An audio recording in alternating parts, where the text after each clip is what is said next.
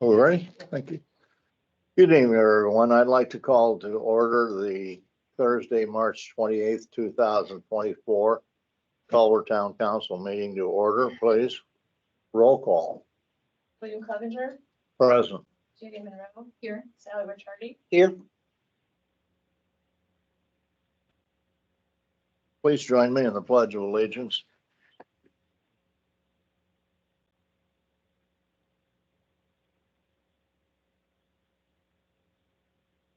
To the republic for which it stands, one nation, under God, indivisible, with liberty and justice for all.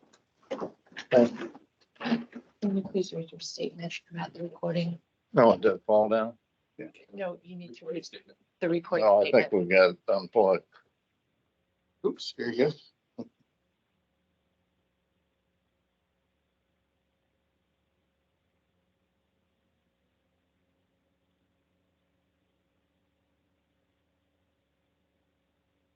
Before we get started, I'd like to remind everyone that this meeting is being recorded, and your participation is your consent to be recorded and rebroadcast on the Culver Town YouTube channel.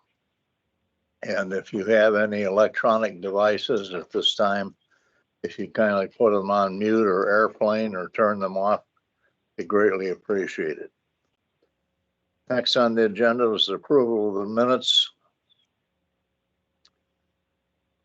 of the last meeting. You need to approve the minutes from February 22nd. Okay, So you can approve March 28th. February 22nd was the meeting. But you can't do either of them, so we'll take Right. it for the next. I'll make a motion to approve minutes from our if you made the correction I sent you. I did make that correction, We are able to do that. but Ginny wasn't at the previous meeting, so. Oh, I wasn't at okay. Then we'll postpone both of them. Yeah, because the previous one we were in Spain, I think. Yeah, Right. yeah, it did. next on the agenda is Donnie Ritsema from Culver 2040 Comprehensive Plan Presentation. So, do you need my slides or? We have them up. We're gonna put them up here in just a minute. Thank you for being here. Go for, I guess, feel like family anyway, so. Sean's with you too. Yeah. Long time no see. Sure.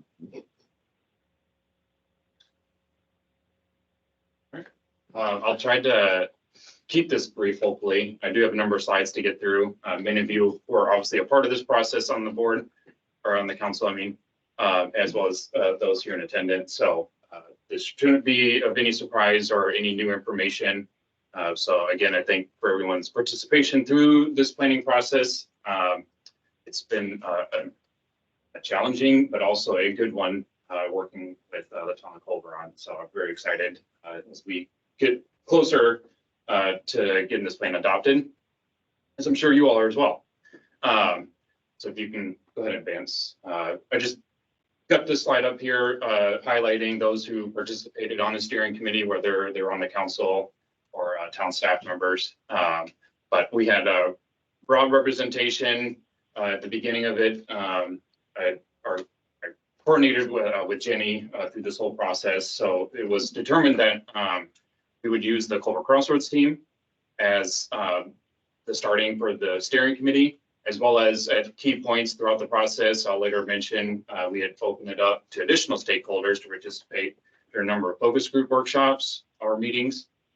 So these were the primary ones who guided and, well, no pun intended, steered the direction of this plan and made sure that goals and strategies that are being proposed and put together in the actual draft document are reflective for Culver and realistic, implementable, and speaks well to the community. So go ahead, next slide.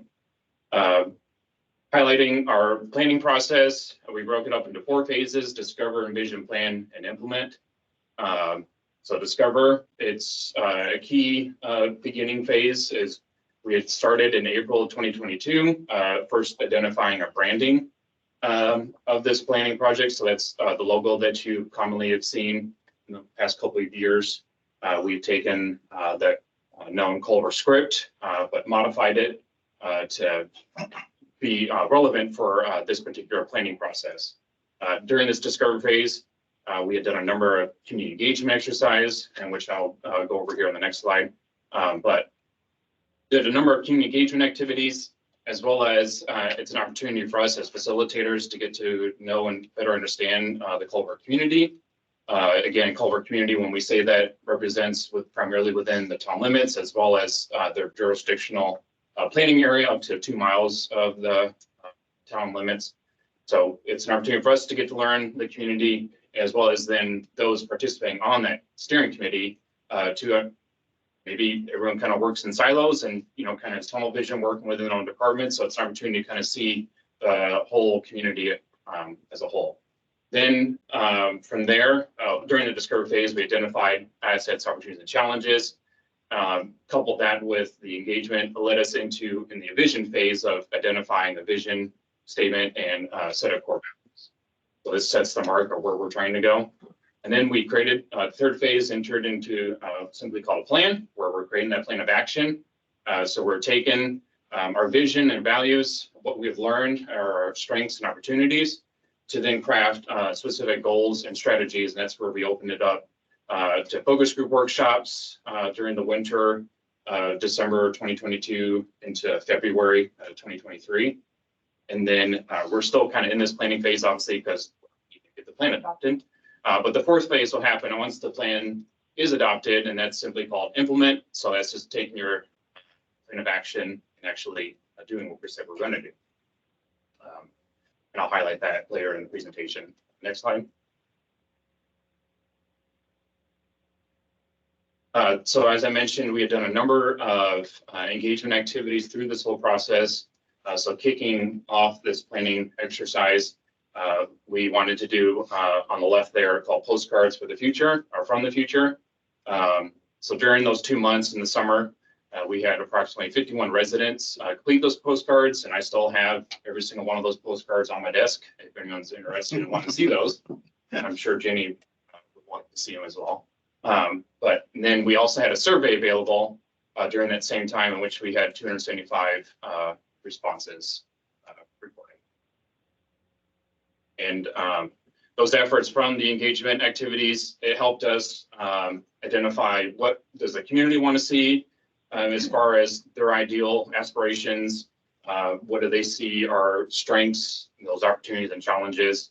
And again, as I mentioned, when we were working with the steering committee, we compared what the steering committee had said during those identification activities, and then as well as what community engagement activities had said. Ultimately, this led us into crafting our vision statement here that simply says Culver is committed to optimizing our natural resources and human capital to create a quality destination for residents, scholars, workforce, and visitors to Culver academies, to Lake Maxinkuckee, and our vibrant year-round town. And then the next few slides highlights what those values are. So first is Culver's destination. Primarily what this kind of means is we want to create vibrant destinations, want to have quality festivals, events throughout the year, great places to hang out to build lasting memories. Second value is arts and culture. We really value the local arts community and the history and the future of Culver, celebrating that, and then supporting local artists. The third value is called quality of place. And so that's like how the community, all the amenities and attractive features within what makes Culver a unique community. So it's your parks, your public facilities and institutions such as Culver academies and Culver community schools. We valued having quality healthcare options and affordable housing options for all stages of life. Fourth value was quality for people. So this is primarily looking at the human capital. So those who are actually kind of doing the work, as well as those who live here and are actively involved and volunteering. Our fifth value on the next slide is infrastructure. So this is much encompasses town services. So your utilities and police, fire, EMS protective services. And the sixth value and the last one as the business development and support. So this is supporting our local entrepreneurs and local business community to be able to grow and thrive in their ventures. And then I mentioned we opened up from the steering committee. So now that we had gone through this exercise of creating these values, we then were able to craft a number of goals under each of those values. And so by having a set of goals, we needed assistance and then needing to identify what those specific strategies ought to be. So for each of those core values, we had facilitated, or we elected to have chairs to serve each of those groups, and each of those chairs then invited additional stakeholders, key representatives throughout the community to participate. So the two pictures that you see here on the slide are the ones that I was personally be able to participate in.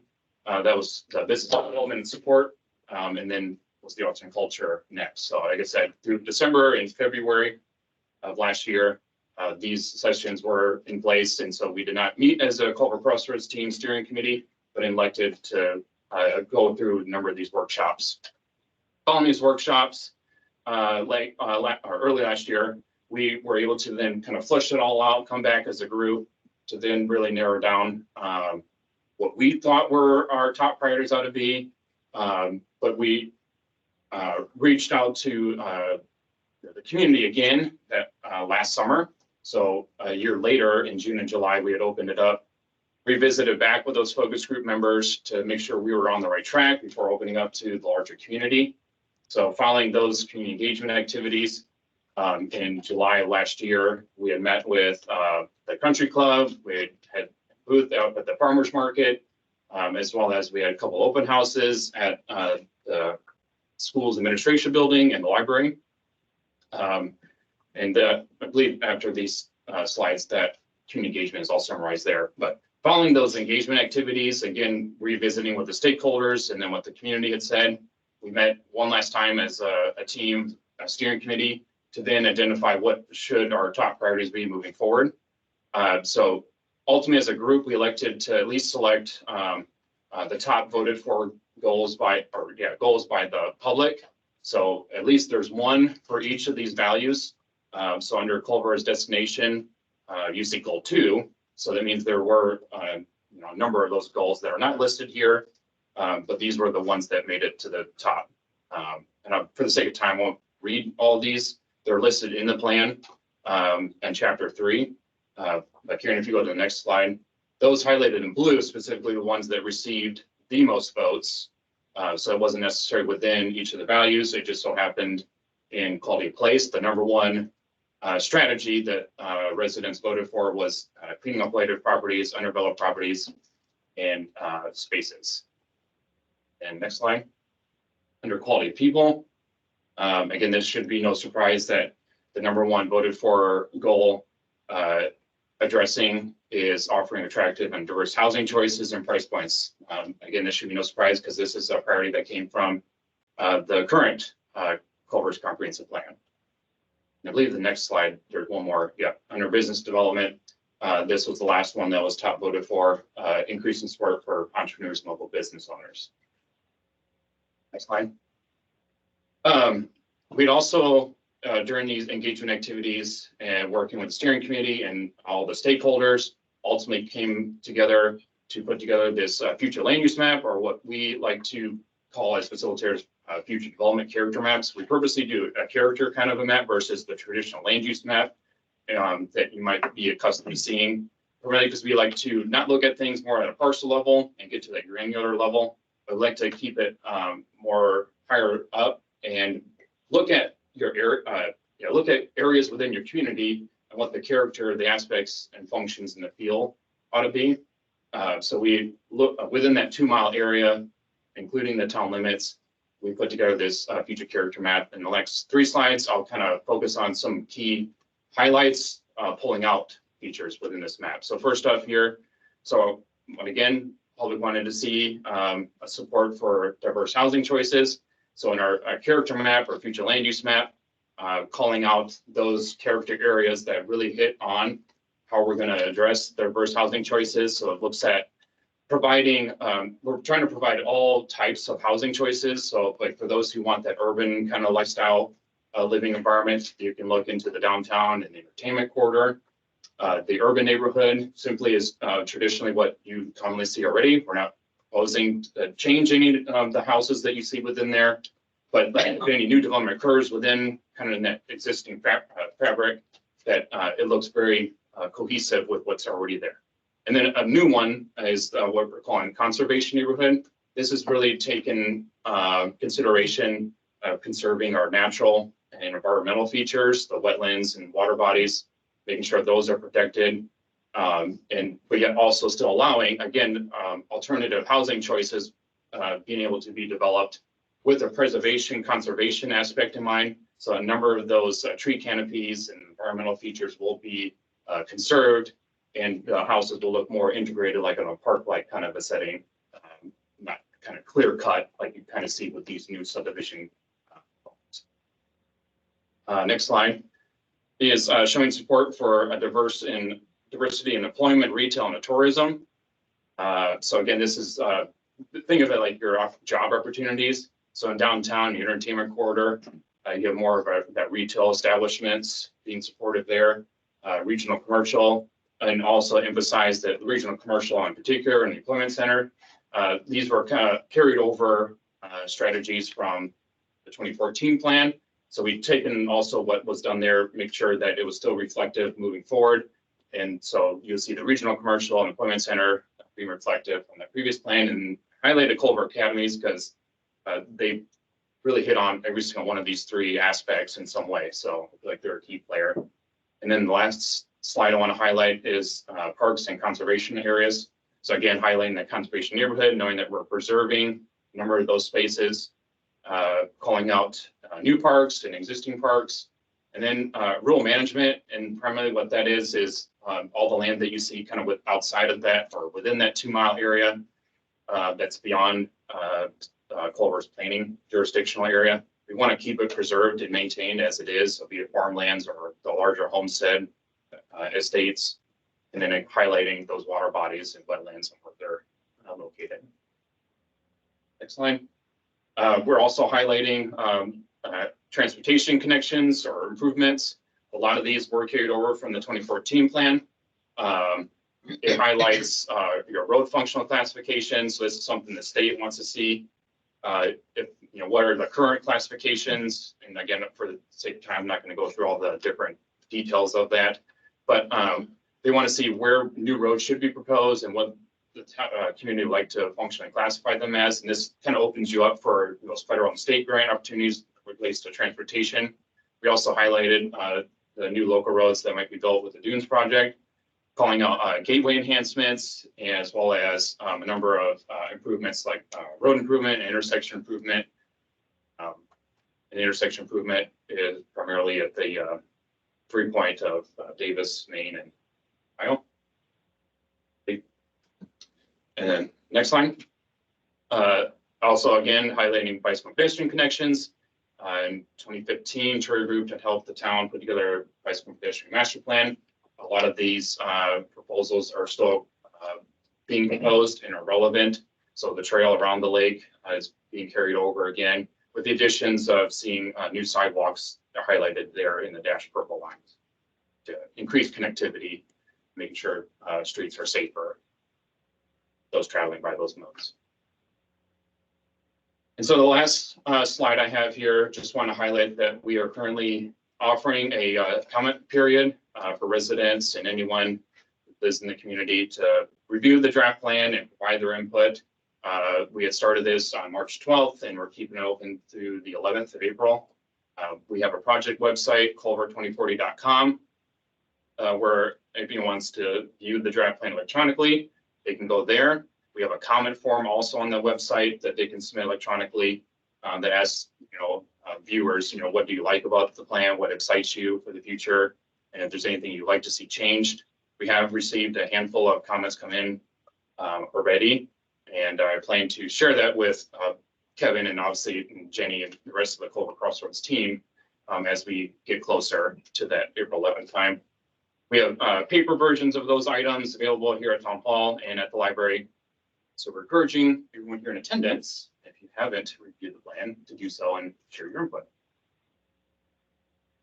Nice, just so everyone's also clear that there's a number of minor tweaks and revisions that still need to do to the draft plan. So that still is needing us to be done. But what that means is like writing captions on images, so it's clear what they're looking at. Minor stuff, not major changes. Any questions? Are there copies of those that you can get, or you just can come and look at? You can come and look at them. And if they're, They're about 120 page documents, so it gets a little cost prohibitive to constantly make copies. I've tried. There are exceptions to people maybe that are housebound that we're willing to make more, but we really got to kind of limit it. We do have a master copy, and people are welcome to come here to the town hall, have this room to quietly sit and review it. There's also a copy at the town library that's available. You could also download it and print it yourself if you prefer paper or maybe in sections, but just due to the cost, we can't. I tried, I got the link, but it won't print off. I can't get it to print off. Okay, But I'd like to have one for my office. I will Get you. I will provide I'll pay that. for it. That's not a No, please. For the township office, absolutely. We can do that. Thanks. I didn't know that's what you were. Thank I you. feel like I can talk to you. I don't so much have a question, it's just some concerns, and to the point where I have 3 minutes. I have to talk fast. Well, I'll talk fast. I'll tell you what, we're trying to keep this, if it's a clarifying question, I think it would be good. If it really is like a comment, we want to kind of steer the comments towards the formalized feedback forms. And they can come in the form of a question. You don't want any of them to be public. No, they can be public. I'm gonna ask, not right at the moment, but when we hit, we're gonna go ahead and take care. We've got a utility. Oh, okay. And then we we'll can come do- back on the Oh, public okay. dialogue and we can have that conversation. Is that okay? Yeah, Just to that's follow really structure. what I was asking. Like, Okay. when did you want the Thank you. comment? Danny, anything else? that's it. Thank you. Yes, Yes, sir. J.D. Castleman, 21. Are these the same slides that you showed last week? Same ones, just reduced. It's not the full. due to the issue of time, we got it Fine. compacted. Thank you. You're welcome. All right. Yeah, what he was mentioning is, I given a similar presentation to the planning commission last Tuesday. Lengthier presentation. I think I went a little too long and I didn't want to do that to you all, especially since most of you are already involved in this process. And then just kind of reiterating next steps where we're going in April. On the April 16th planning commission meeting, when we'll be asking for their formal endorsement of approval to be forwarded on to you at your April's council meeting for your final approval of the resolution. Thank you very much. Thank you, sir. Next on the item is public concern utility ordinance violation and appeals. See, it's Mr. Myers, am I correct? Yes, sir. Mike Myers, I bought the property at 715 Obispo and Obispo and October. And then I'm a snowbird, so I went to Florida for the winter. In my quoted mail, I received the billing for of water bill. And I've got the Culver. The rules on the water. And there's supposed to be an application filled out, a deposit made, and a turn-on fee, which I haven't done none of those because I'm just gonna cut this house and remodel it. And now my problem is they called and said that my water was turned off because of non-payment. I have no intention of paying it, and because I never signed up for water. And I need to lose the water meter now, and my responsibility for that pipe between your shut off valve and mine. So that's full of water, and I can't move that meter. So asking that water be turned off at the street, so I can move meters. Finish my, remodel. So did the previous owner request to have the water turned off? I have no idea. Did you at any point? So it just transferred ownership, which would mean that you would be responsible for the sewer and water bill, correct? Yes. So, Well, not according to your paperwork here. When water service be transferred, the meter has been left in for the convenience of the town. With service shut off at the valve ahead of the meter, the valve shall be sealed and only the employee of the town is authorized to break the seal and provide service. None of that was done. I have a shut off valve in there. I have not used any though. If you look at it, and see there's no meter, no usage of any water. It's not even, you can see these pipes in this house, you wouldn't know. But that's either here or there. The I problem believe is though I'm we paying for have water. a and sewer I don't minimum even water- use. right, but I believe there's a minimum fee regardless of even if you go to Florida and have your water turned off for 6 months or your sewer water, correct, there's still a minimum fee on the bill. There's a shut for off that charge of property. $50. According to this, what I'm reading. Well, But- yeah, you would pay a shut off fee, but there's also, you're gonna still receive a minimum bill for that property to have sewer water hookup at all, whether it's on or off. You charge people with vacant lots. Not if Yeah. there's not a meter or a house on it. Well, what if I want to tear this one down? What would you do? And I bought this in October and I had to tear into it to see if it's worth saving, and I still haven't made a decision, but I get it, but it's I still can't do it. standing, it still has a meter hooked to it, it's still, we have a minimum fee attached to it. So anyone who owns a property has to pay that bill.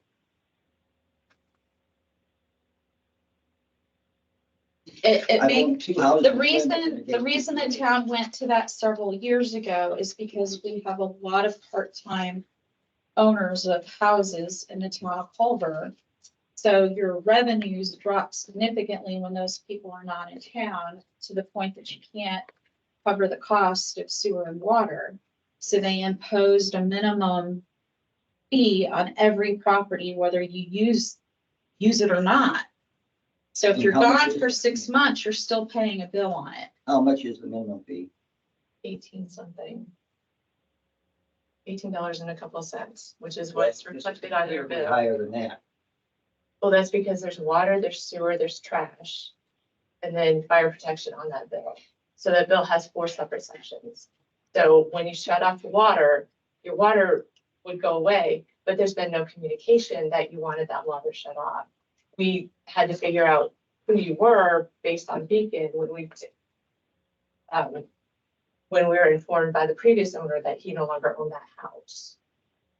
So Well, that's here's just, the- the here's the biggest thing reason. is just communication. Right, and here's the reason I didn't talk to you, is because I didn't want the water. 'Cause I Right, have but a we don't house shut, that's we don't not shut worth water living. off in between. But when a property's for sale, sir, the water's not shut off. It's left on and that property transfers over to the new ownership. Who is your realtor, if I may ask? It doesn't matter, it's not up to the realtor to take care of your town's water. No, it's not responsible of the realtor to take care of the town's water, nor was I suggesting it. However, many of our realtors make new clients informed that they will need to come to town hall to be able to transfer the water, the trash, and the sewer sanitary into their names. That's all I'm suggesting. I was not suggesting it is the realtor's responsibility to manage the Culver water system. It doesn't matter who you do it. And I'm fine with that. I'm just saying that See, that's my usually the NIPSCO, I policy. transferred my NIPSCO because I wanted gas and electric there, because I did see some heat tape and stuff in there that made me concerned about freezing. But I didn't inspect the house, I just bought the property, I understand. and it just seems so backwards to me how you can, without a contract, charge somebody for water. There has to be 2 people in a contract. One of them is here and one of them is over there. I did not sign up for water. the lines are still there, normally, you know, unless it's shut off, there's a fee. Or if it's shut off and totally, like the sewer, would have to be sealed to avoid the sewer fee. Well, And if we don't know to shut it off, we don't know to shut it off. But even if we shut it off, there's a fee. Yeah. not to me. So we have an application for utility account. Right. Is that the contract that he's referring to? Or is the fact that we have lines to that house and we provide water to that house, that there isn't necessarily a contract that needs to be signed for him to take over responsibility for those fees? You know, just speaking off the cuff here, I kind of think that it's just an application, and that if the ordinance says that those base fees are there, that they're going to apply, and all portions of those fees could be like the sewer and stormwater, those could be turned into a lien against the property regardless of who owns it. And so I think that it's kind of, and then dealing with that water bill is a issue of, you know, once you, I don't know if you, have you come to apply for the water now with the, so once you, I mean, that's, Once the house, if I decide to, you know, remodel it or tear it down and build a new one, whatever, when I'm ready for water, I will fill out an application. I'll pay my $75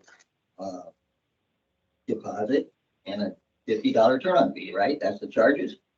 It will be, yes, it will be a turn-off fee, so you can do the remodeling, correct? Because it's still currently You on. don't have a contract with me. No. I'm not paying a turn-off fee. I mean, here's what I'm saying. You don't have a contract with me.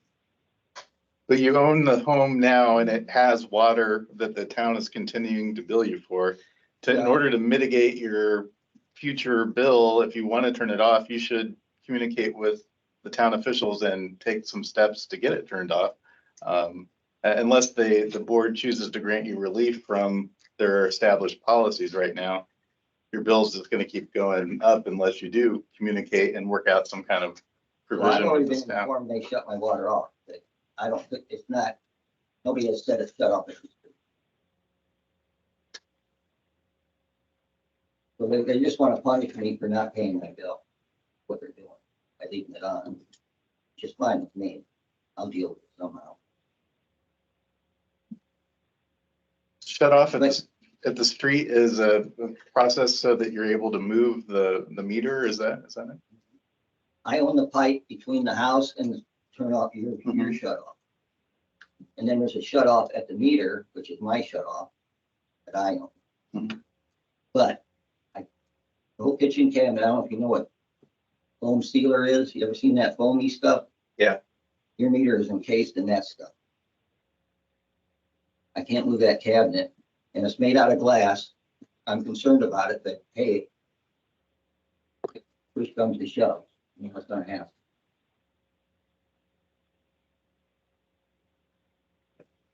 That's my concern. You guys decide, let me know what you decide and what your plan of action is, and I'll do. Ms. Monroe?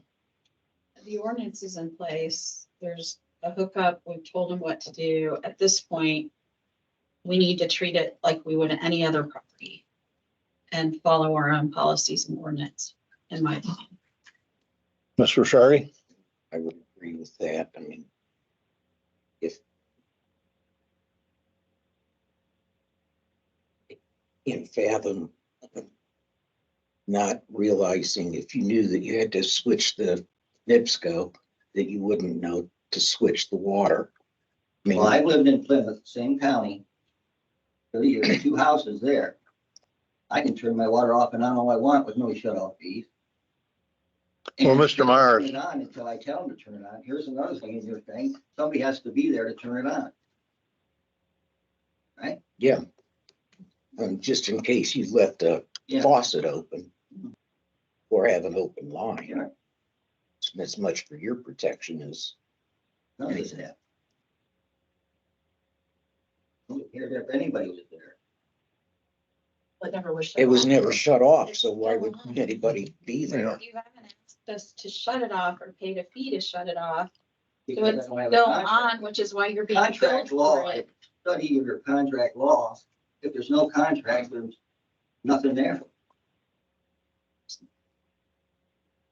Well, Mr. Myers, I think, and I concur with both Ms. Monroe and Mr. Shardy. I think you brought up some valid points, but I think that we've explained our position. Okay. So let me ask you, if I tear the house down, do I still have a water bill? Pay the minimum? Once you tell us that the house is down and you Well, I provide have a it, permit from county to tear the house down. yes, you do. What I'm So you'll telling you, know. no. We ask that you provide us a picture of the house down. And we will turn off, we will cease billing. Okay. So if you will provide, if we will do us that favor, we'll take care of it on our own. Thank you, sir. Next on the agenda is public dialogue.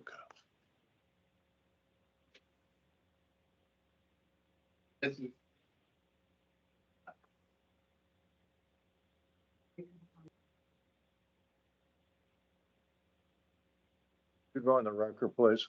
Right, pretty much what you want. Just a couple of comments about the comprehensive plan, and I think I understood something tonight. One of two things. One that bothered me was there was sort of an implication there's been a vast group of people from all over on it. And my sense always was that it was a small group that had historically kind of walked in lockstep with each other. And really wasn't much representation from Culver at large. I today learned that the chairs were the ones who invited additional people to come from Culver, and those chairs would have never been people who invited me, for example. But that's a limited reach. The other issue I have is that in this comprehensive plan, there's a promise that over the next decade, there's going to be a lot of cash and resources funneled to develop Culver and the visitor center. And I have an issue with that. When I first retired back here to Culver in 2017, I wrote to council about develop Culver because they were getting tens of thousands of dollars and I couldn't see them doing anything. And the response I got in writing was, they're a 501c3. They're like a charitable organization. So we're making a donation to them. They really don't have to do anything. And that was effectively the relationship. In the last decade, they haven't executed a single economic development initiative. They articulated a vision to Culver or something they wanted to do and led us toward that vision. They don't have a strategic plan at all. The last sort of, throwaway project that I saw them do for $30,000 of taxpayer money was a housing study that I watched on Fox present to CRC. And at the end of it, he said, so we've learned from this study two things. One, we need more to do in the winter, which, wow, what a revelation for $30,000. And the second thing he said was, and we need broadband. And honestly, I laughed out loud. When he made that comment, Surf had already long been retained and was been in Culver for months and burying fiber, not broadband. And here was Develop Culver recommending an older, slower technology. The visitor center is supposed to be doing what our now defunct chamber used to do, which is to run events. And the chamber ran events with private money, and they ran those events while they were still running their businesses. They ran more events, they ran bigger events. The visitor center is now totally on the backs of the taxpayer. And though they have a large board, they were overwhelmed. They had to hire an event coordinator, then an assistant event coordinator.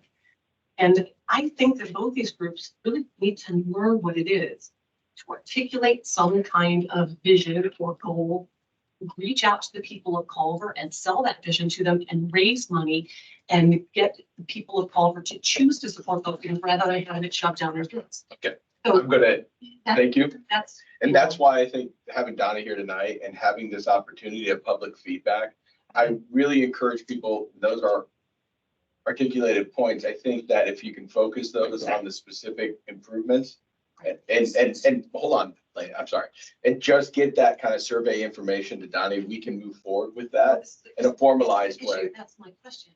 Yeah. You guys say you want to hear our voices. How many voices does it take to change the comprehensive plan? What's the number? Well, I don't think it's a necessarily of changing, but harmonizing, incorporating the voices How in. many voices? I can't, I don't know if there's an There's answer to no that. magical number. There's not a magical number. What we need to be able to do is capture, I think we can shrug or we can put our voices on record. I think the most important thing is to capture the voices and put them on record. Try to incorporate them and harmonize them within the master plan. But without those voices, if what you say is true and that we've only devised a plan based upon lockstep individuals, how wonderful will it be to capture the diversity of voices? And that is a sincerity. If not, then It there's would no be reason. wonderful if it has an impact. If it's ignored, that's. Yeah, that doesn't mean I would just argue that it's a matter of trusting moving forward, and I do get have a it. question back though, because I'm in the actual plan, and I know we identified Visitor Center and Develop Culver as organizations that, so in the appendix where there's an action plan, we do put them as being responsible for certain goals or strategies that are listed in that plan. I'm not finding where we talk about promising them funding.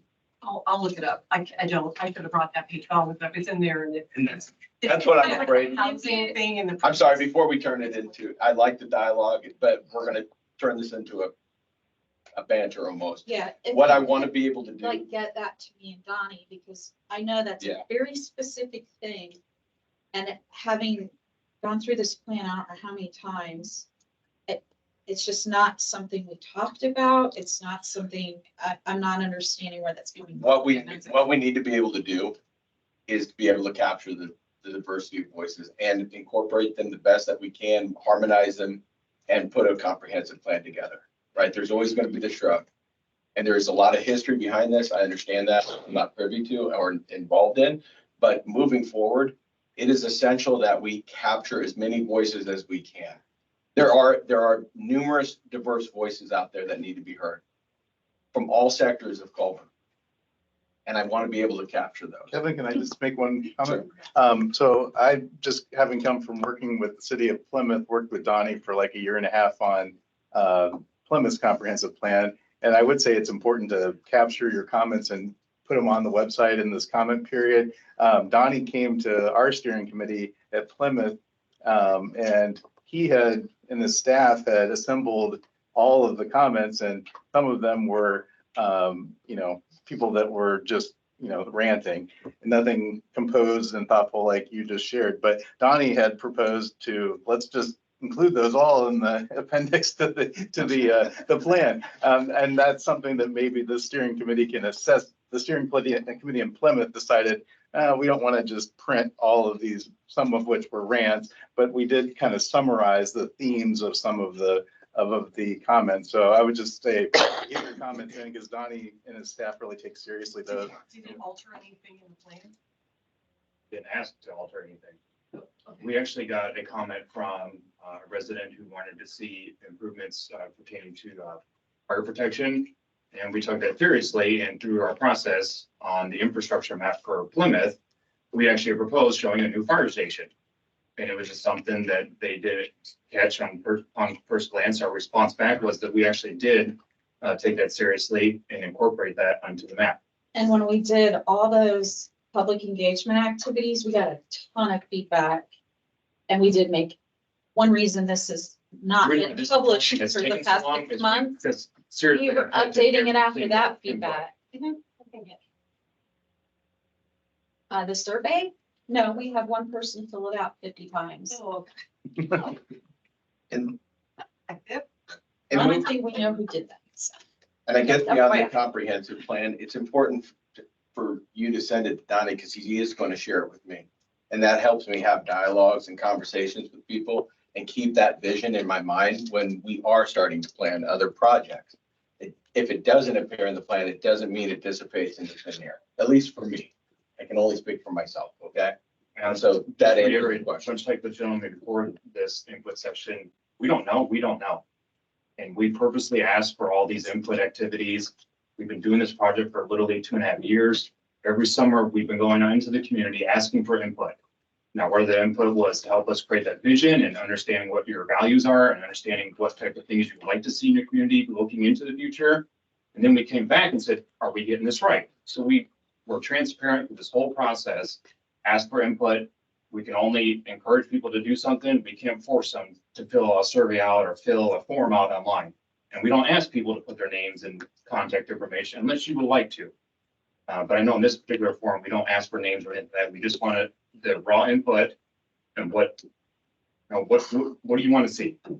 So not only did the chairs of those groups have to figure out who to get there in focus groups, like utilities infrastructure, you're obviously going to want anyone involved in utilities and infrastructure at the community school, the academy, the town staff. So when you're collecting those people, but it wasn't just the chairs doing that. There were times we put messages out where we emailed mass groups of people and said, will you please join this effort? Or we did something off of TGL or the website, or like, it would be, when we started this whole process, I invited 92 people to the economic development workshops, and those same 92 to join us on the comp plan, of which 24 showed up. Those 24 showed up over and over pretty regularly. So that became the steering committee, that became the Crossroads Culver team. And then, so at least we got that many out of the 90 some. And when those 90 didn't make it for the economic development workshops, we sent out summaries, and then we tried to solicit people to join. I mean, it wasn't 5 people went, let me think of my 5 best friends who are going to like what we have to say about the plan. Judy, It just didn't work. I'm sorry, no, I just want to make one comment. About 3 years ago, the one announcement came out on Town Island Lake that they were doing the comprehensive plan. And there was never any email after that said, join us Thursday at 1. You know, we're trying to get as many people to never heard again. And I don't know where the summaries went, or I never saw them. There was never, ever again anything. On There were awesome. I'm gonna hit, I'm sorry, guys. I'm gonna hit pause for the management of the meeting. I was there for it. You were not. I know, There was just, a press release. I, There was a newspaper article. There were emails. To boot, when we did the public engagement, we did them at the farmer's market, we did at the library, we did at the school, we went to Lake Max and Cucky, we invited lake people. You walked right past us when we were there, but at the farmer's market. Yeah, So like, we had been out of town. we notified the public that we were gonna be in those locations, sometimes in the same location multiple times. I personally attended most of them. And some people showed up and some people do not. Farmers market, we had a lot better luck because you have higher foot traffic at those. But I know, albeit I wasn't there. I'm sorry. All I'm gonna try to do is make sure that we respect the rest of the audience and open up the Yes. dialogue to them as well. Because we do have Donnie here, and there may be some additional questions that we. Anyone else in the audience have any questions about 2040? I have Yes. a 2-part question. Marlene Mahler, Union Township trustee, 17445, 17, I'm sorry. I almost give you my mother. Call her, yeah, she's still in trouble. Donnie, I wanted to know, first of all, if, and I will graciously go to this website and send you our comments. But you're closing the comments on the 14th, and then you're giving the comprehensive plan to the council on the 16th for approval. Does that give you any time at all to consider all of those comments that you've been getting and to make any changes, recommendations or anything to them? Or like your attorney says, will those comments just be included in it? Second question is, if things go into the comprehensive plan, does that automatically mean that they will be passed when you consider them? Or does everything have to come up and be considered one thing at a time and is then approved? So as I mentioned, comment period ends April 11th. April 16th is the Plan Commission meeting that we are seeking their first. Plan Commission is one who endorses the plan, so we're seeking their first approval. The town council then the following week at their Thursday meeting will be the final approval.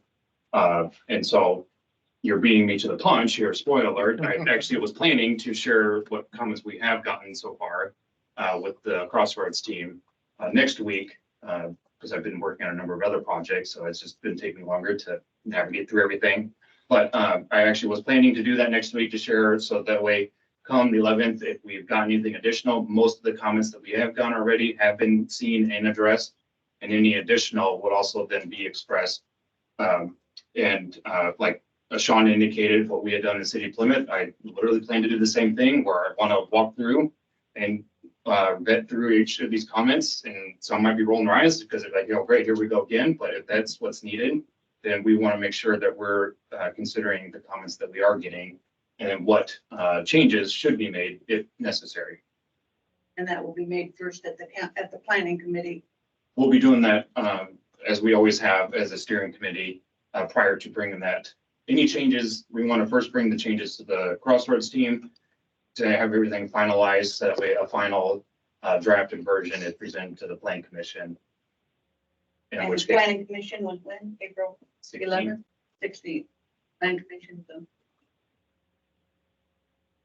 We could certainly And the second, wait a month if we had to, or whatever we need to do. If there's, Wait till this long, I guess That's we can wait another month. after the last round of public input, we were gonna move straight to the comment stage, the 30-day comments, and we decided, no, let's go back out to the public again. And then we took that feedback and made a bunch of changes over a few months, which is why it's taken so long to get to where we're at today. So in a way, we went through sets of comments. JD was one of the people who came to, I think, 2 of the public input sessions and had significant feedback.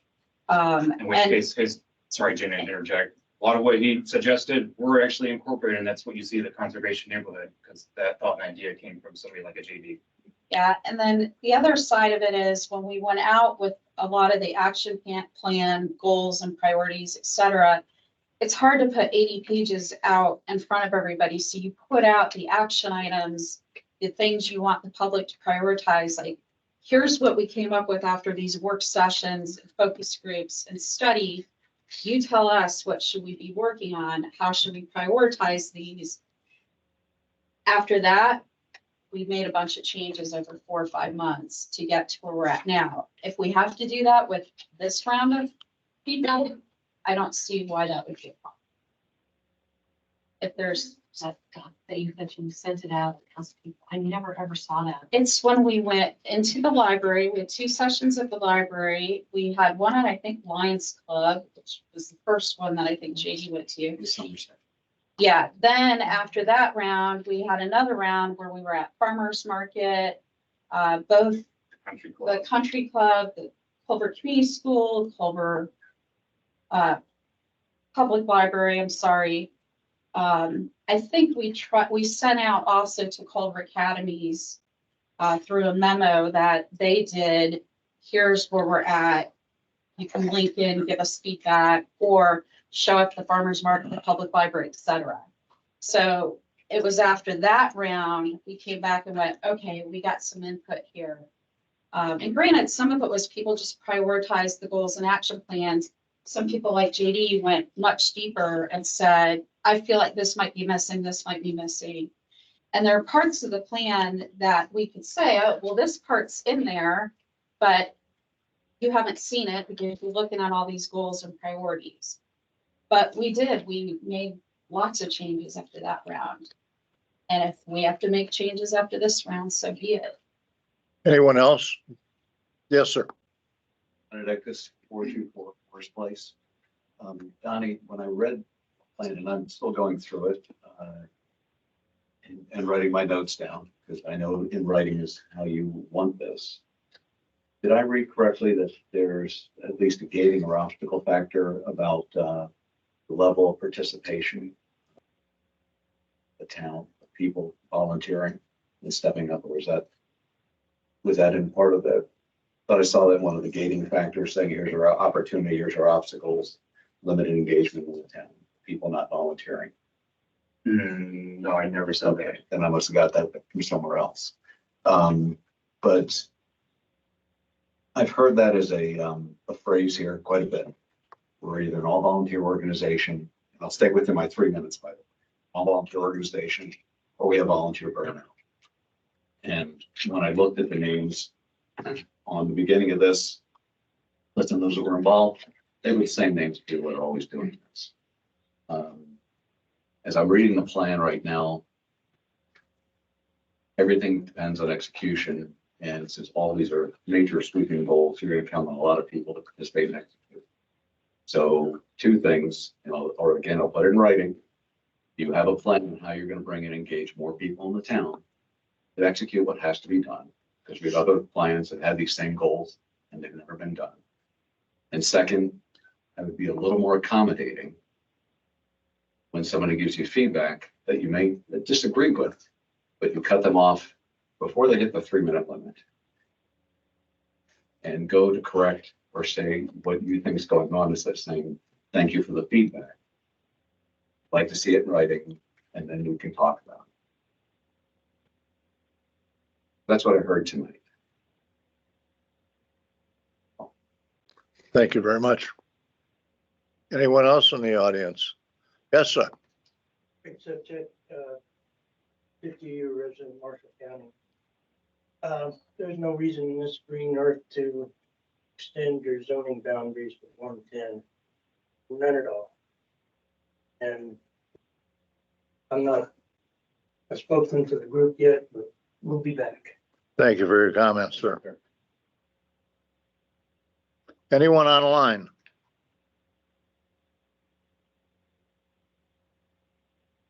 Going online? Next item on the agenda, under new business.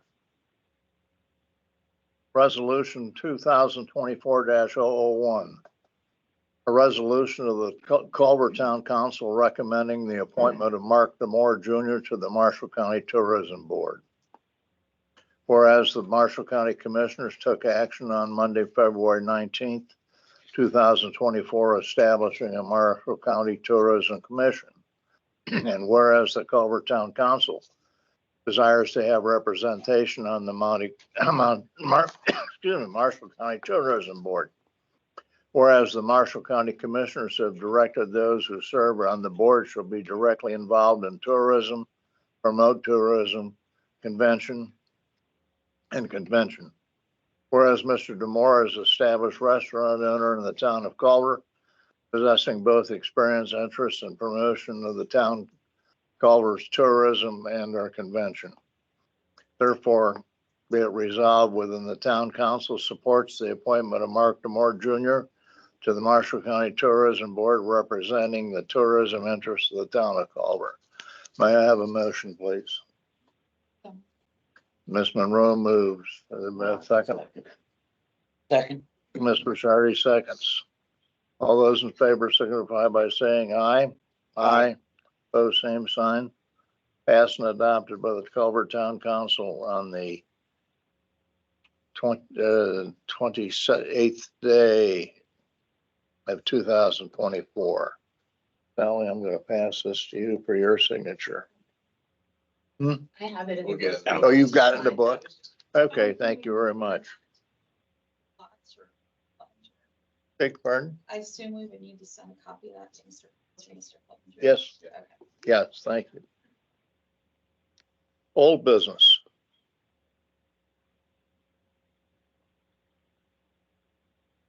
I do have, I thought it made it onto the agenda, but apparently it did not.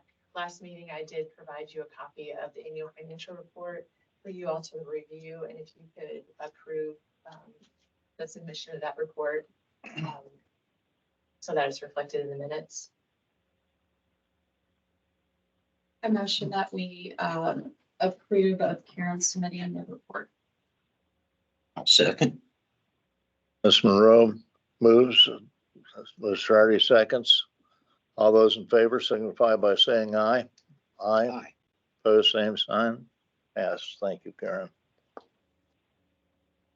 Any other old business? If not, board and commission reports. Ms. Gorski. I'll give you my building commissioner report first, which was in February. We had 6 building permits applied for. These for building permits and improvement location applications. Culver received $2,095. That's for February. No updates on zoning ordinances. Nothing to update on unsafe structures. Solar and battery ordinance team, first meeting was on March 19th. We met for an hour. There was discussion around what an ordinance should look like. The 2-year moratorium was effective in July of 2023. So that team's going to continue to meet prior to the Plan Commission meetings. Technical Review Committee had 1 meeting in February. That was for a pergola that was approved. The Plan Commission had 1 item on February's agenda, which was a replat. The BZA had 3 cases on the agenda for February. All 3 cases were tabled. Slow month. Do you have any questions for me? Thank you very much. Mr. Shardy, you want to speak on behalf of the Redevelopment Commission or Ms. Monroe? I have a quick question. Who sits on the solar battery committee? Mr. Shardy? Yep. Kevin, myself, Chester Good, Bill Githens. I think I'm missing somebody. Sorry, Danielson. Bill Simmons, And Joel. thank you. Yes, thank you. So the moratorium, though, does that just simply mean that we won't Issue. go through with a permit or whatever is needed for solar in our zoning area until that ordinance has been updated and approved? Is that It how it does for works?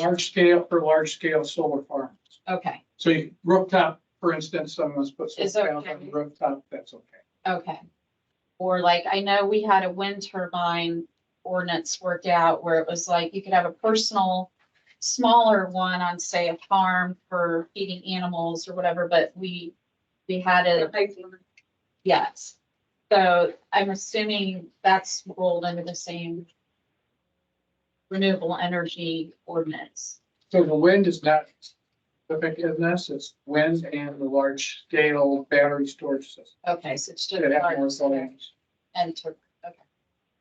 Okay, I just wondered, I knew the council voted on this last year and I wasn't sure what all was involved. Mr. Shardy, you want to? I just have a question. I just listened to who all was on the committee for the solar panels.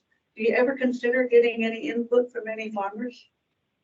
And they're the ones that are actually going to be affected within your 2 mile zoning, or within your mile zoning, not 2 miles. Absolutely, we're I was gonna, operating completely transparent, we're advertising our meetings. what we're trying If to somebody do, wants to participate, they're welcome to come. We'd be happy to join people. let people But we join. can't come to every meeting that you'll have. I was gonna You have ask, to let us Yeah. know when you're going to be discussing things that directly. absolutely, and I think what we're doing right now is trying to decide where to focus. That's what the kind of the committee is, to be able to develop questions and then go out and get the answers to those questions and get Before input. you make decisions. Absolutely. I think it's imperative to know where there's been a lot said both on the state and county level. What we've got to do is translate that and focus where that is pertains and is relevant to Culver in terms of where our issues might lie. For example, one of the things that was discussed during that, just as an example, is how are we going to deal with small scale or micro solar within the town, right? And one of the things that Chester was able to bring out and we discussed was that it could be considered blightful to put it on the ground mounted solar. So are thinking as we shape our policies and understandings that needs to be contained to only rooftop. Now with agriculture, there's a lot more depth involved. And first meeting, we didn't get to it yet. But I think you're absolutely right. Bringing in farmers' opinions and agricultural opinions is going to be essential, especially when you talk about ground cover, the lasting effects, decommissioning issues, and how the setbacks. I think those are all key issues that have been dealt with in the county on some levels, and we're going to have to bring them to our discussion, but we need to know the questions first. And so we're trying to identify. And this is there's two streams of work going on in the zoning realm. There's the committee that's working on specifically these solar and battery issues. And then my wife is working on starting a total revision of the entire zoning ordinance. And so she's working with Steve. And then as she gets a little further into that, there's going to be a series of public engagement sessions with that. And once, all of that public engagement is done similar to the comprehensive plan, then there's still the formal adoption processes of going through the plan commission and coming to the council for deliberations on all those things. So I think those are going to be ongoing for quite some time, the looks at both of those I mean, ordinances. just to throw the idea out there, Steve, because I think this is an example of what Paul was getting at. How do we better have, maybe quarterly, we need to have a hot topics town style? Because the public hearings and stuff that we put in the newspaper, and they're all small print agendas that go out. A lot of times people aren't really that engaged in an agenda or whatever, but a hot topic is, solar is obviously a hot topic at the county level. If we had a hot topic quarterly meeting and we said, hey, solar's on the hot list let's have a town style casual back and Town hall forth. meeting. basically. Yeah, and something that's more, I don't know, and maybe if it's consistently scheduled and people know what those topics are. I know we have consistent meetings here, obviously, but we have to conduct business here and we don't have time for 20-minute dives into every topic we cover, which is really what people are asking for, obviously. But that's a prime example of what's going to be a very hot topic in our community. It's already at the county level, a hot topic.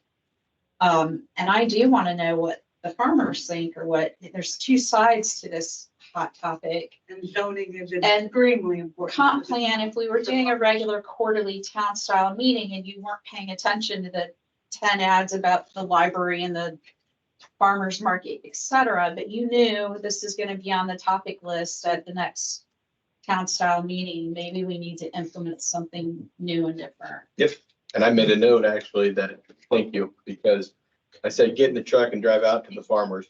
I love getting out in the fields anyway. I'll go talk to them too.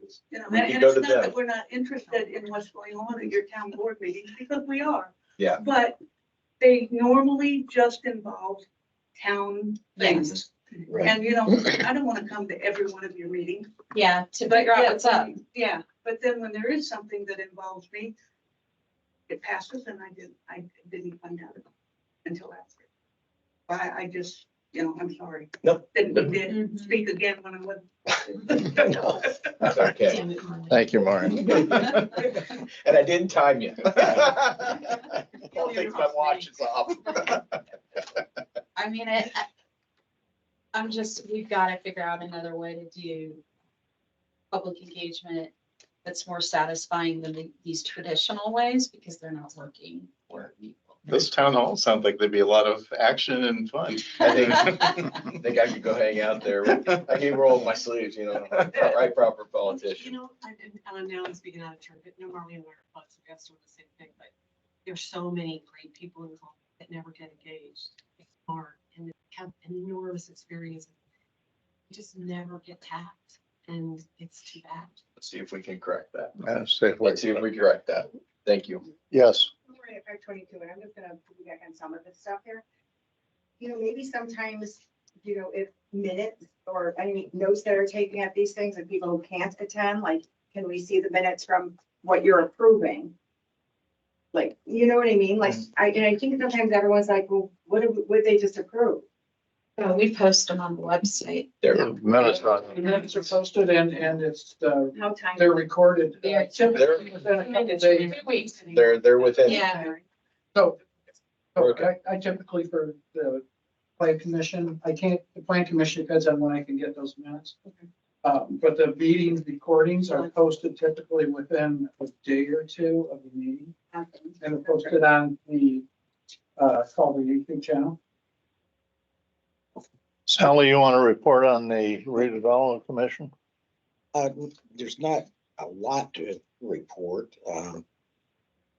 we did get our financial report for this previous year, and that Karen provided. And Kevin updated us on the Dunes project and also the Howard Eastman. And other than that, All right, thank you. it was a slow day. Slow day. Yeah, low expense month, but there's Yeah. potential for the side. Yeah. Application coming soon too. Right. Is there anyone online from the tree commission?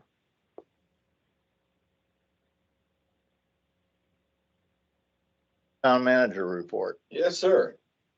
Tonight's a good thing that I talk quickly as we run into past the hour. Dunes update will be, the planning commission conducted a meeting on Tuesday, the 18th of last week to review the plans of Culver Equities. Burke Richardson represented Culver Equities as their attorney, and he was in attendance. Mr. Richardson reported that the developer had fulfilled many of the requests that the town had put forth, especially those pertaining to the sanitary and the water. However, he did request to table the consideration of the plans until next April's meeting, and we appreciate that as a town. Mr. Richardson discussed that he is working still with Scott Seipel from Midwestern. The town has a concern on the western detention area for the storm. The numbers of the 100-year flood do work out. They calculate correctly. Mr. Seipel's worried about intensity of the storm and how fast that water can relieve itself out of that detention area.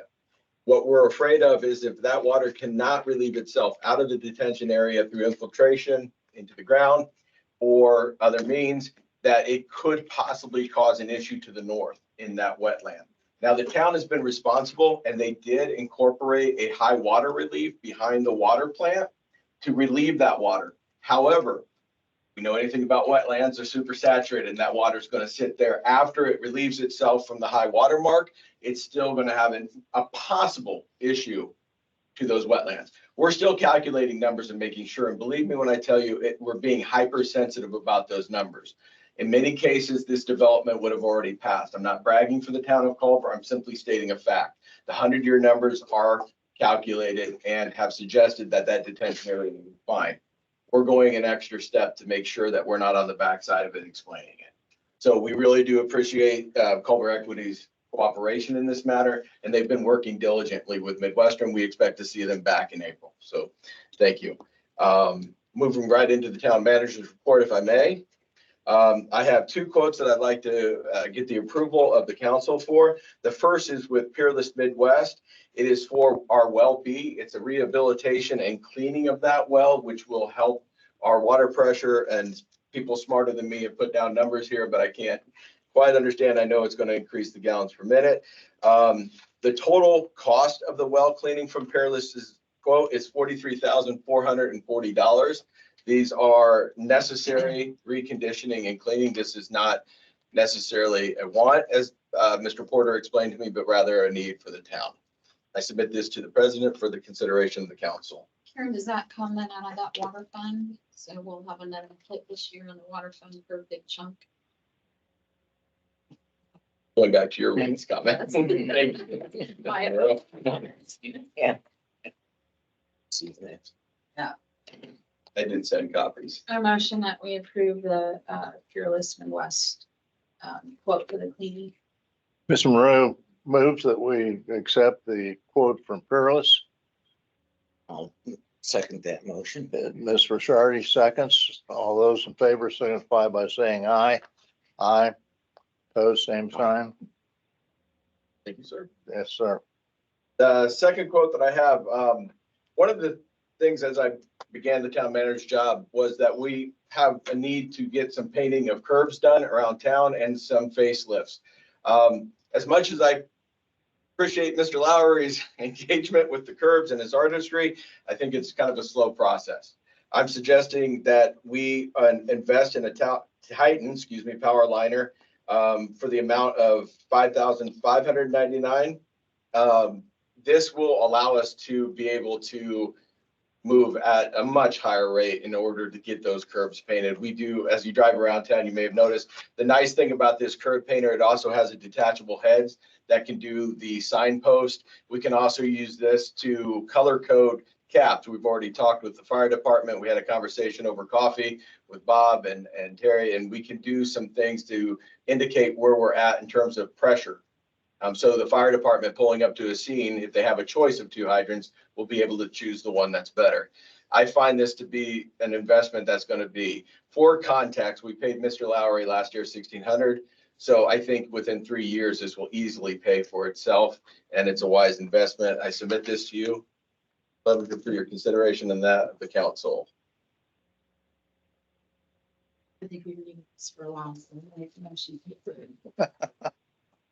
Second that motion. Almost asked Plymouth Garland. Mr. Monroe moves and Mr. Ferry seconds. All those in favor signify by saying aye. Aye. Pose same sign. Thank you. Okay, thank you, council.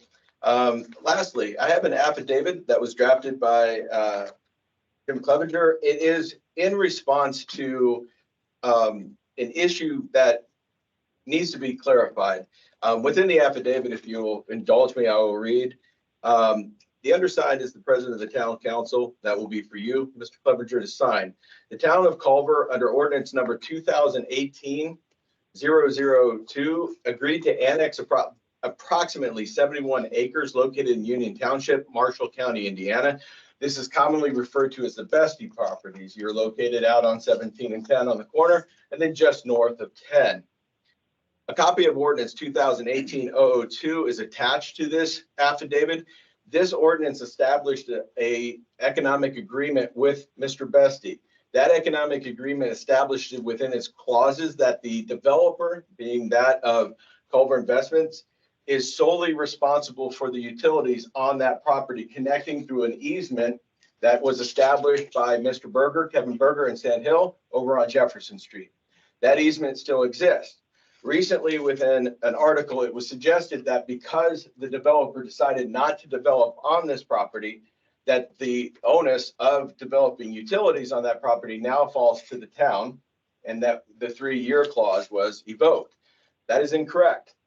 That was not null and void. The ordinance still stands. The economic agreement is a legally binding document, and the utilities still fall upon Mr. Bestie. There are options to be annexed from a developer. A future economic development could be redrafted with a future developer, but it needs to be clarified that the town is not responsible. Mr. Cerisi also pointed to state statute tonight. If you want to comment on that directly about how this operates. Just that, so there's an obligation, if you annex land within 3 years to provide utility services if somebody in the annexed territory requests it, basically. So it has to be a property taxpayer in the annexed territory that makes the demand. It's not an automatic requirement that the city, the town do that. So, but I think the idea with this is to just point out the default in the economic development agreement and then get something recorded in the chain of title of that property. So anybody else that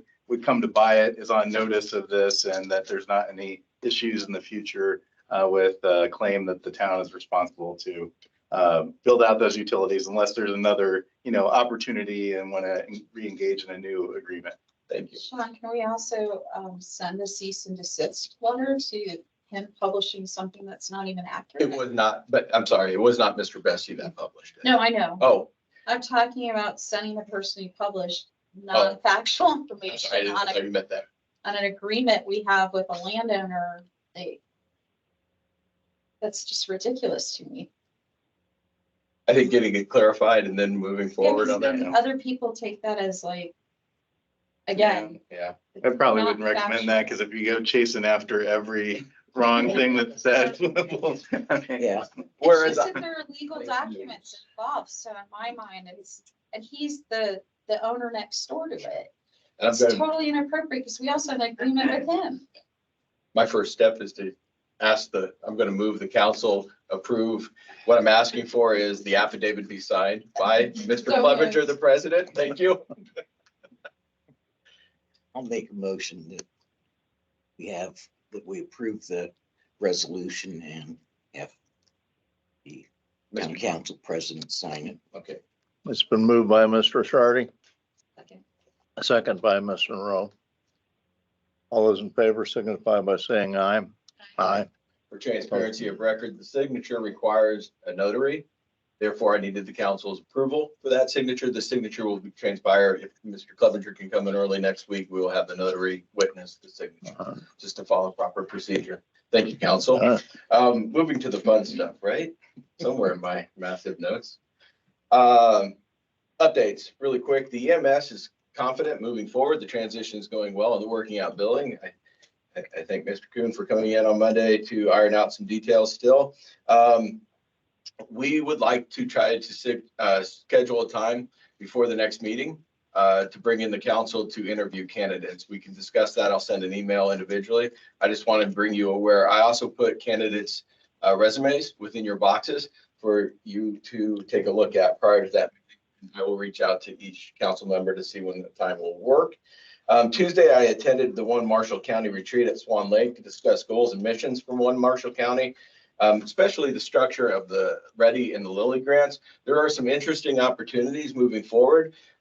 Lilly is putting aside significant monies for blight reduction in arts and culture, and I think there's wonderful opportunities within town to kind of take advantage of that. I think there's some wonderful projects that are in the infancy phase right now, and I'd like to try to get some of those gathered up, get some traction, put them in front of the council for their consideration, so we can get a project maybe on the books and move forward with that. We'll be doing that within the next month. It was a positive meeting. I was also asked to join the One Marshall County Board. I'll be filing with Karen for a conflict just to make sure there's all transparency, but I will be representing the town of Culver's interest on that board. On Tuesday, I met with the council president, Mr. Clevenger, and Jack Gardner, the director of Marshall County Emergency Management. We're discussed the county's EMA response plan. They're revising some things as well as hazardous material mitigation. I think he asked for Culver's participation moving down the line. If you're a farmer, you know this time of year they're knifing hydrous, and there's enough of that around, and there's some things at Burr Oak that we want to discuss. Mr. Clevenger and I both invited him to the April 25th meeting, I think, and he accepted. We're looking forward to him addressing the council within our guest section. Several reminders. Monday, 4/1, April 1st, the Sidewalk Assistance Program will start accepting applications. Get them in early, and we'll see who wins that one. Issues with the dogs. Lately, you may have noticed on Town Gallen Lake that we've had several issues with dogs getting out. And it was a repeat offender. We've addressed that. There is an ordinance on book. It was questioned whether there was an ordinance. I appreciate that. It made me go back and look, 2004-007. There is a $50 fine involved. We try to work with the owners when they get out, when they're isolated incidents, right? I've been there as a dog owner. I appreciate people helping me, but if it's a return performance, we sometimes have to issue fines and make sure that we ensure the safety, right? And that's important. We really do appreciate the people who are calling in and letting us know. So thank you. That's the town manager's report for tonight. Just a quick note on the blight thing that you were talking about, because I know some of the ready dollars could be targeted toward that. I think in a lot of cases with those grants that involve federal dollars, if, like, let's say we wanted to do a project at the movie theater or the bank or something we might consider as blight, we would want as a council at some point to designate that as a blight property. So a lot of the grants will require that you have called it blight by resolution or whatever. I don't know that Ready will. You know, I know it's a motivating factor for some of the Ready dollars, but it might be something we think about with what Jeanette's doing with unsafe buildings and the ordinance. I'm not sure the same restrictions apply to the Lilly, but I'll ask that. That's a good question. Thank you. I know with Okra's blight grant, it's one of the national objectives for an Okra grant, and it's a hard one to meet because if you haven't already designated that as blight and you go and apply for the grant and then you decide to designate it later because you're like, oh, well, we could get it under the blight objective, we can't get it under income survey. If you hadn't already designated it, they would say no. So something for us to it might be something Jeanette could come up with in our code that if we decided to rule something as blight under unsafe building or something, that might help us out, especially with commercial properties. I don't know about residential necessarily, but Very good.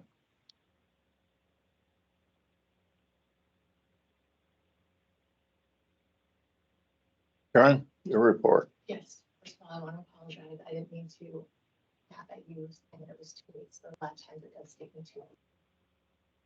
So I do upload the YouTube meetings. I try to do that the day after. So if you want to find out what happened in the meetings, it's available there usually on the website. I usually take minutes while I'm here anyways. Okay, Good, thanks. Mhm. I'm just asking for other people. So okay, understand. So I apologize, and I hope you accept that. So back to my report, claims over $2,500 to new costs, $3,250 and for pier installation. Do It Right Diving, $4,143 for non-emerging fire. For dive equipment, for fire department and Peerless Midwest, $7,700, and that is for item well permitting. So we're getting closer on that. So if I have a motion to approve the claims over $2,500, please. So moved. It's been moved by Mr. Shardy, Second. second by Ms. Monroe. All those in favor signify by saying aye. Aye. Opposed, same sign. Thank you. Reminder to the council that there's a work session scheduled for 5 p.m. Thursday, April 11th to review the water and sewer rates. Jeff Brown's going to be down here, or he's going to be here in person to update us on those. Just a reminder that we do have a new telephone system, so if you are calling and you get dropped, we're going to apologize. Transfer phone calls, where they're going, who's getting them. So we're working on getting that up and running among, utility billing, and we've just got a lot of new things in town hall that we're working with. And I think that's it. Kevin covered the sidewalk program, townwide garage sales are coming up at the end of the month. If you want to be listed on the map, just get that information to me by Tuesday, I believe the 23rd. Tuesday prior to the last weekend in September. April. Some days overtime. We'll go there either. Don't want to wish time away. And then finally, townwide cleanup is the middle. We're gonna follow the way we did it last year. Put your stuff at the curb. The utility guys will come around and pick it up. It seemed to work really well. And that's all I have. Thank you very much. Attorney's report. Yeah, just follow up on Ms. Monroe's comment about the blight. If you have, some properties identified, one other option that you have is, I can't remember the term, but it's similar to the economic development target area designation that allows for, but it's a blight designation that then allows for tax abatements, even for residential properties that are designated in a blight area. So if you thought that would be a tool that might incentivize somebody to invest in remediating that, because they would be able to, save a little bit on their taxes, that's something that can be considered if you're making those designations. And then the only other thing I was just going to compliment you on the new meeting schedule. I think I've sat through a lot of government meetings, and I think it's really nice having the guest speakers and the presentations at the front end, because we've done a lot of business tonight, and usually those people are like, after we've done all the regular business and everybody's exhausted, but Donnie can get up and go back to South Bend, and I just think it's working really nicely. thanks for that information. That's very interesting. Anything else, So Tom? you can designate like a block or something that way? Yeah, it's up to, it's the same calculation with economic development target areas. It can't be more than 15% of the land area of your town. Okay. But you can designate, particular properties or a whole neighborhood and use that as a tool to try to get people to invest in rehab. Very cool. Okay. Council issues, Ms. Monroe. Had something and now I can't think of it. It'll come to me before the next meeting, then I'll put it on the agenda if that's the case. Thank you. And in the meantime, I do want to sort of brainstorm this idea of a town hall style thing that we schedule. Because I feel like we conduct business at a rather fast pace here for rational reasons, and you can't, 3 minutes for a citizen to want to talk about something is, yeah. I had time. I could have done it. You're pretty good. But yeah, maybe we could get some input on that idea over time and figure out how to implement that. Oh, you cut me off. Mr. Shardy? I don't have anything other to than, I'm in favor of, a town meeting if that's what people want. Where it's not trying to approve and different other structures. Yeah. Yeah, and I mean, I don't know what it looks like, 'cause it could look like something completely different than what I have in my head, and I definitely don't enjoy tasking the staff with more meetings and stuff, but maybe it is where the elected officials need to be that interaction outside of conducting business, where we're engaging with the public over whatever. And it could be they bring the topic, or there's a section to that style meeting where it's like, it may not be on our topic list, but you bring it in the door and we play the listening role, whatever that looks like. Yeah. Because I know, when we're trying to do public engagement on like the comp plan, we looked at things like, where do we get high foot traffic? Where do we really want to be outside with all these posters? Do we do it inside? You just we beat that thing to death, but you still only get the people who happen to be there or who saw the ad on TGL or saw the website. People don't go check our website daily, although who might. I had no idea this were going on. But all I'm saying is maybe there's another way so that if that were part of the regular conversation, it wouldn't matter if you saw the ad or not.